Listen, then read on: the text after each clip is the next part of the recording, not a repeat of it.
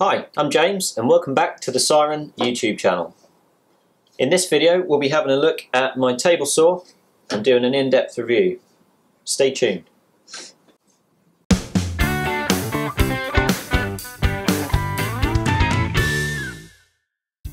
So here we are, this is the table saw.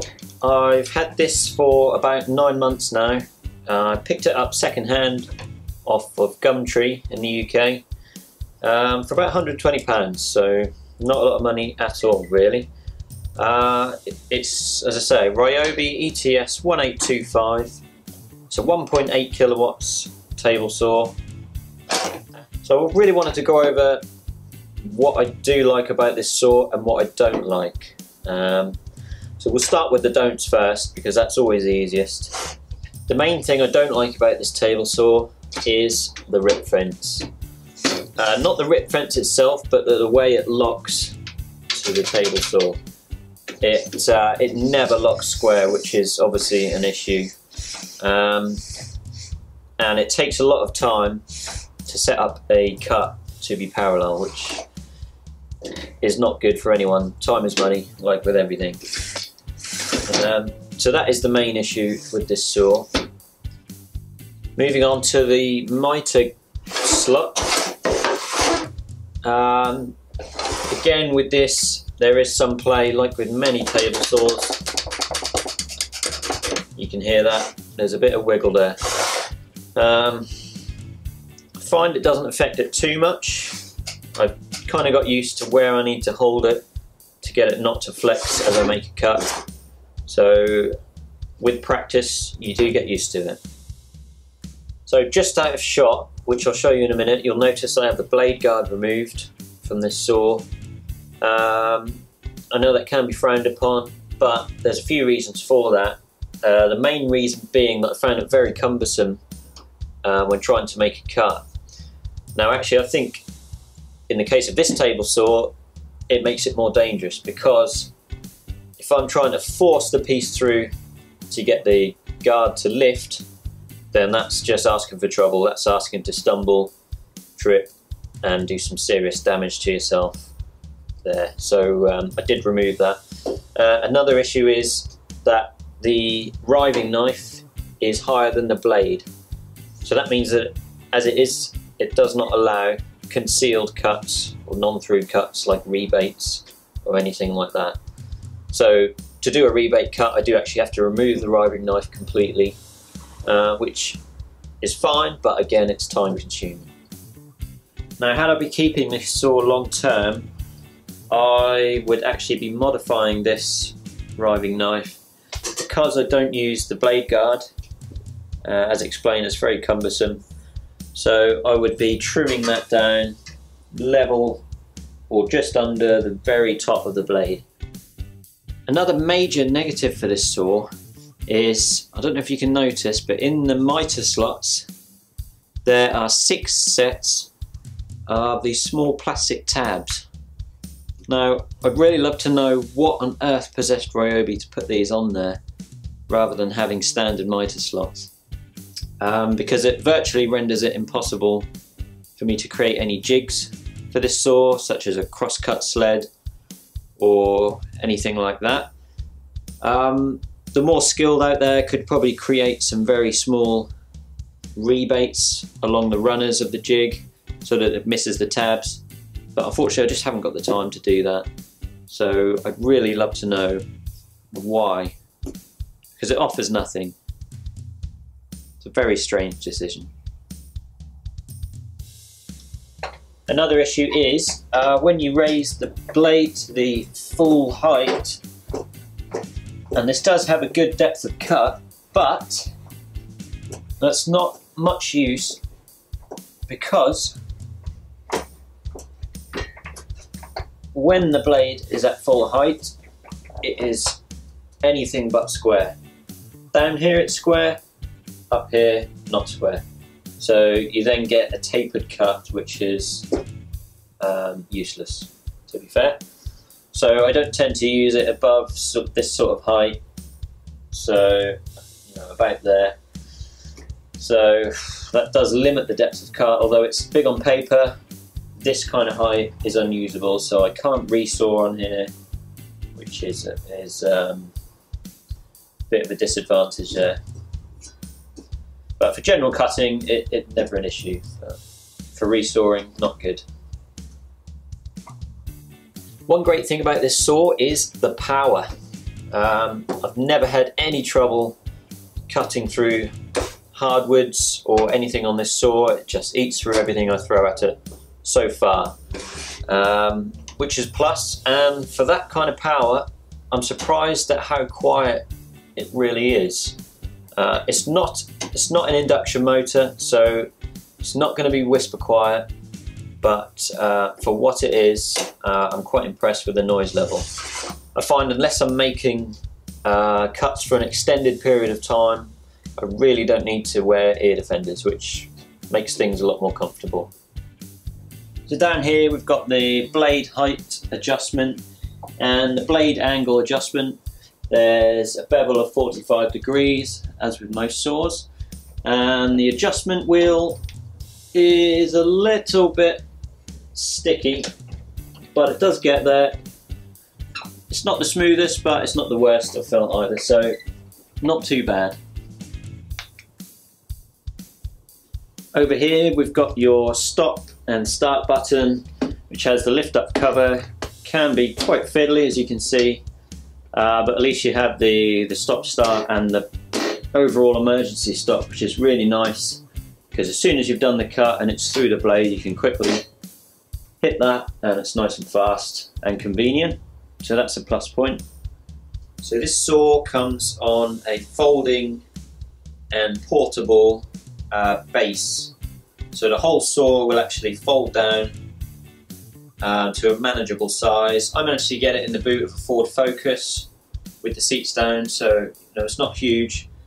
What I don't like about this stand is, as you'll see, the folding feet take up quite a lot of floor space, and it's not really usable floor space other than for a mound of cables, as you can see.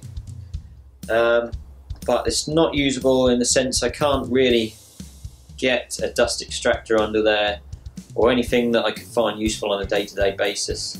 You probably could fit a scrap bin or something like that, but they really do take up too much room. Handy for on the move, but for a permanent installation, not so great. If I was to be keeping this saw, I would probably remove the legs and affix it to a custom-made bench of some kind. Down here you can see you get a set of spanners with the saw, which clip in there nicely for changing the blade, and I think the other one is probably for removing the riving knife, but I'm not sure, I haven't tried that. Blade change is nice and simple, so no problems there. You get this additional add-on for the fence for if you're making bevel cuts and the standard fence becomes too tall in that case, and you do get a nice plastic push stick, which is pretty good.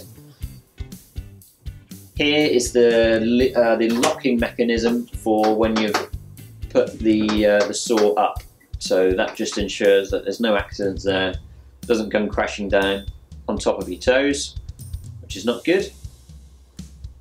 There are some handles underneath for when you're moving it around in a folded down state, and as you can see you've got the wheels there, so you can actually wheel it around when it's folded down, just for ease of transport. And under here you can see there are some lock nuts here, and you undo those and you can actually extend this fence by quite some distance. So with both nuts loosened, you can actually pull this fence out quite far actually, and that gives you a nice wide ripping capacity. Not the most sturdy that you'll see, but not too bad either.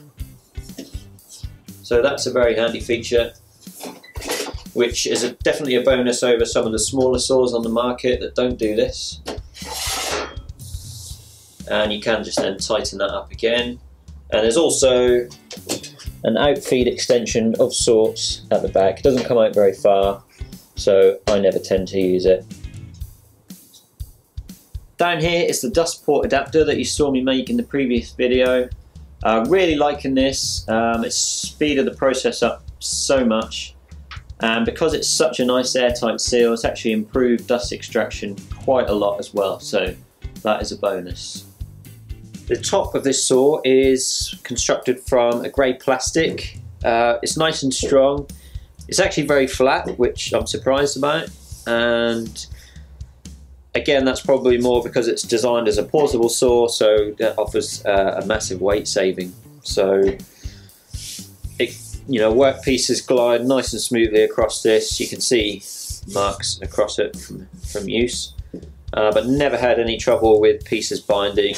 I've not had to lubricate it or wax it or anything like that. It just works. So that's a big plus for me.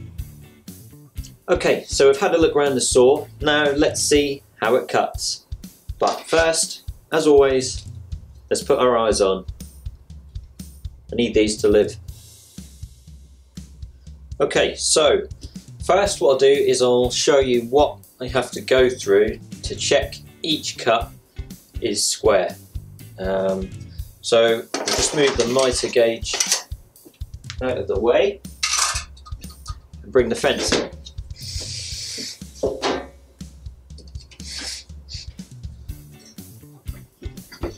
So we'll just start off with ripping a piece of plywood, just 1/2 inch plywood, basic stuff. So I'll just drop the fence down anywhere and lock it down. What I have to do is, using my square, if we just loosen this off, and I butt the square up against the inside edge of the miter slot, and then push the ruler to the edge of the fence flush. Tighten that down. Now if this fence looks square, in theory, if I then go to the back end of the fence and do the same thing, the distance should be the same, which it isn't. There's a slight gap there. So I'll just loosen off the fence, nudge it flush against the square, lock down again, and it's always best just to come back and check the front again just in case that flexed, and yes, that's off again. So loosen again, make it flush, tighten,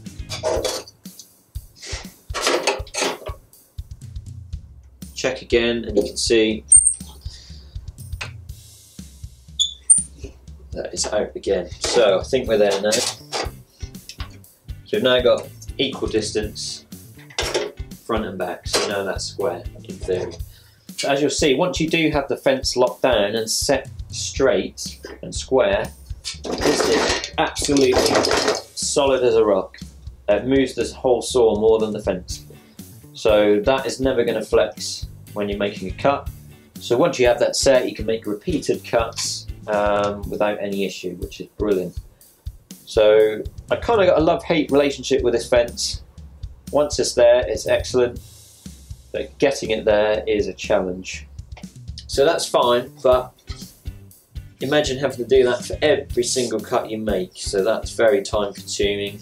If anyone has any ideas of a better way to do that, then please, please, please do tell me, because that is a nightmare. So we'll start with our plywood. We'll set the blade height just above the wood. We don't want too many nasty sharp blades there that we don't need. So I've got a push stick here, and as we go through, I'll just be applying gentle pressure to the right just to keep the piece flush up against the fence. So let's fire her up and push this through and see how she cuts.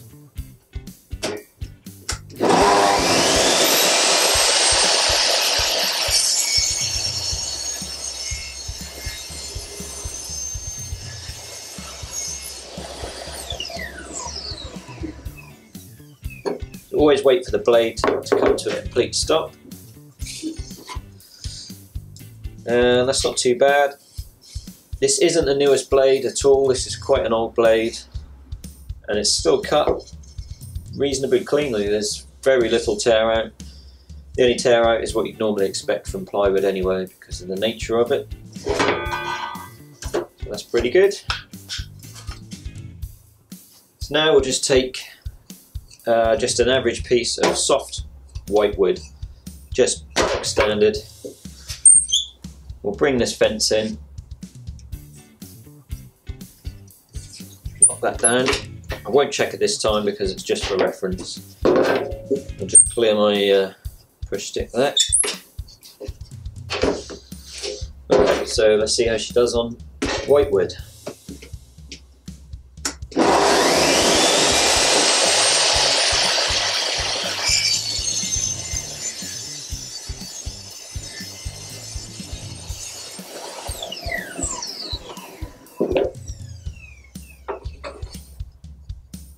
And again, I don't know if you can see, if the camera would focus, that is a lovely clean cut.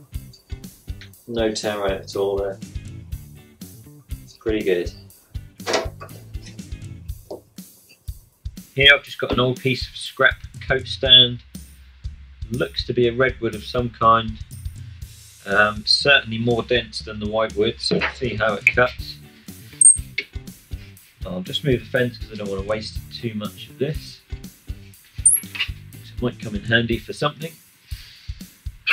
Again, push stick, we'll just put pressure towards the right, towards the fence.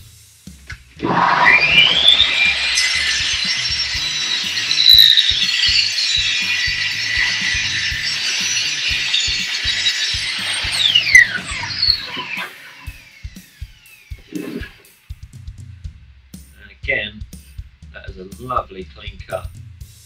Anyway, finally, we'll look at a scrap piece of mahogany, which is a very dense wood. We'll see how she performs. Again, I'm only going to take a slight piece off because I don't want to waste this wood. So.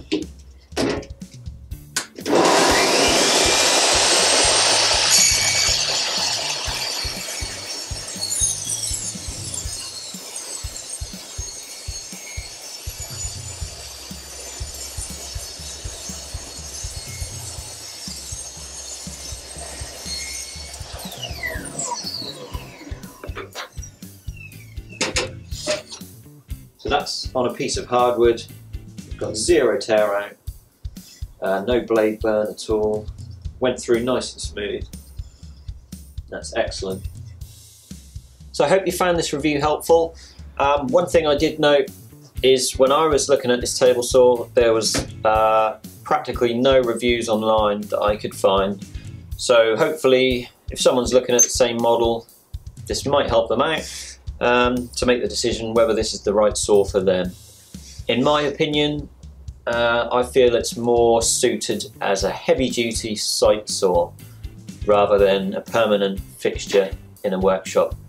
Mainly because of the accuracy or the time taken it to get that accuracy that you need, and because of the portable base, I think it's more suited for a work site. Yeah. So that's my thoughts on it. It'd be absolutely amazing if you could hit like to the video and subscribe to the channel as well. That will really help to get the channel going. I'm trying to do videos on a weekly basis, so there's a long journey ahead, as you'll know if you've watched the previous videos for the channel. So I'd love for you to be a part of that. So yeah, please tune in again. Thank you.